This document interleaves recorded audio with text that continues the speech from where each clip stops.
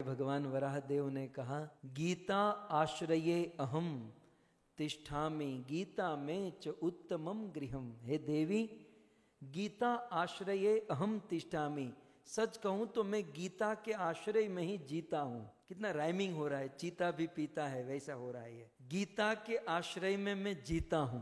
यहां पर कृष्ण कहते हैं गीता आश्रये तिष्ठामि, गीता के आश्रय में मैं जीता हूं और गीता में उत्तमम गृहम, भगवत गीता ही मेरा उत्तम घर है, गीता ही मेरा उत्तम घर है।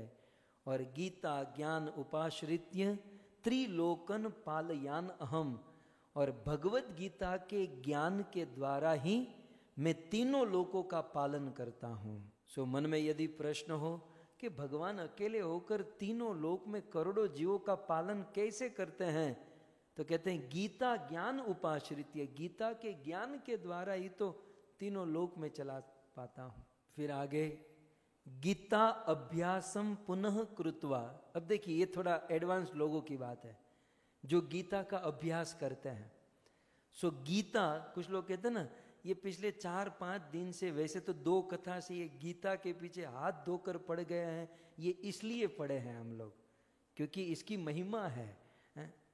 सो गीता अभ्यासम पुनः कृत्वा, बार बार, पुनः माने बार बार, बार बार यदि कोई भगवत गीता का अभ्यास करता है, सो गीता अभ्यासम पुनः कृत्वा लभते मुक्ति उत्तमाम, वह व्यक्ति बारंबार गीता का अभ्यास करता है तो लभते प्राप्त करता है क्या? मुक्ति। कौन सी मुक्ति? उत्तम मुक्ति।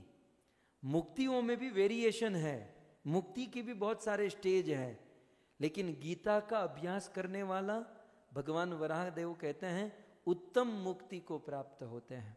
और हमारे टाइप के लोगों के लिए गीता इति उच्चार संयुक्तो म्रियमाणो, म्रियमाणो माने આપણે ગુજરાતીમાં કહી શકીએ મરવા પડ્યો હોય એવો, जो मरने पड़ा, क्या कहूँ, मरणासन स्थिति पर जो होता है, जो मरवा पड़ा होय, बस अब ये गए, जो ऐसी बात चल रही, अब गए, जो बिल्कुल मृत्यु की अणी पर है, बिल्कुल मृत्यु के स्टेज पर, म्रियमाण माने मृत्यु के स्टेज पर है।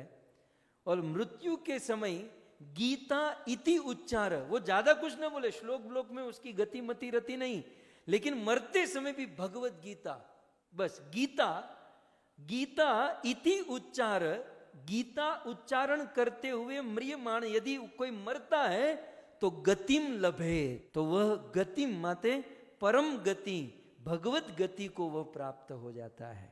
ये गीता की महिमा है। और ये महिमा हमारे आप जैसे लोगों ने नहीं कही, वराह पुराण में भगवान वराहदेव ने अपनी पत्नी पृथ्वी माता को, वसुंधरा को सुनाई। फिर आगे कहते हैं गीतार्थ श्रवणासक्तो, आप लोगों की तरह श्रीमद् भगवत गीता को सुनने में जो आसक्त है, आसक्ति होती ना, तो श्रीमद् भगवत गीता को सुनने में जिनकी आसक्ति है, गीता के अर्थ को सुनने में जिनकी आसक्ति है, फिर वो व्यक्ति महापाप युतोपिवा, वो कितना भी बड़ा पापी हो, पूर्व में उसने कितने भी बड़े पाप किए हो, परंतु गीता सुनने पढ़ने में यदि उसकी आसक्ति हो जाए तो वैकुंठम समाप्नोति, वो वैकुंठ को प्राप्त होता है। और वैकुंठ में भी बहुत सारे जीव होते हैं ना, लेकिन गीता जो पढ़ता है ना, उसे भगवान अपने निकट रखते हैं, अपने बाजू में, इसलिए कहते हैं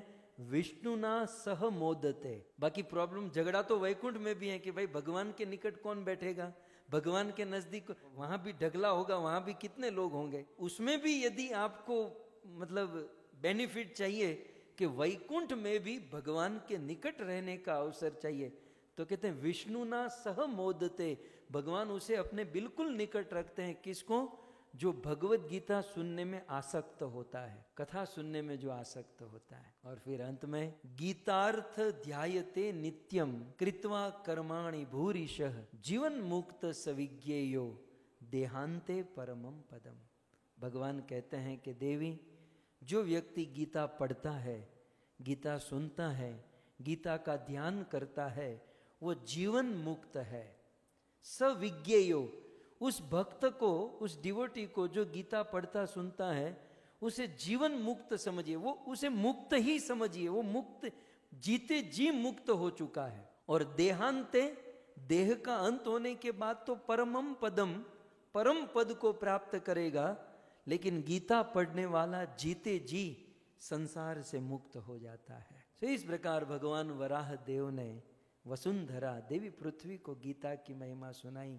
मैं अपनी एक बात जोड़ दूं, हम रोज स्नान करते हैं ना, आप सब लोग इतने फ्रेश दिखाई देते हो।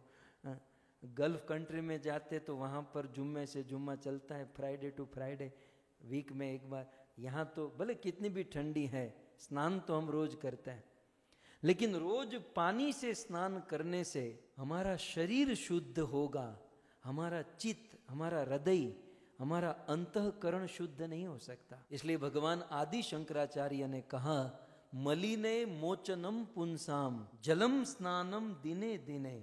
भगवान शंकराचार्य कहते हैं कि हम लोग दिने दिने, हम रोज प्रतिदिन स्नान करते हैं, लेकिन प्रतिदिन स्नान करने से शरीर शुद्ध होता है, हमारा चित्त, हमारा मन, हमारा अंतःकरण शुद्ध नहीं होता। लेकिन कहते हैं सकृत गीता मृत स्नानम, यदि कोई सकृत थोड़ा भी भगवत गीता में स्नान कर ले तो संसार मल नाशनम, तो संसार के मल से, सारे दोष दुर्गुण से व्यक्ति मुक्त हो जाता है, परम पवित्र हो जाता है।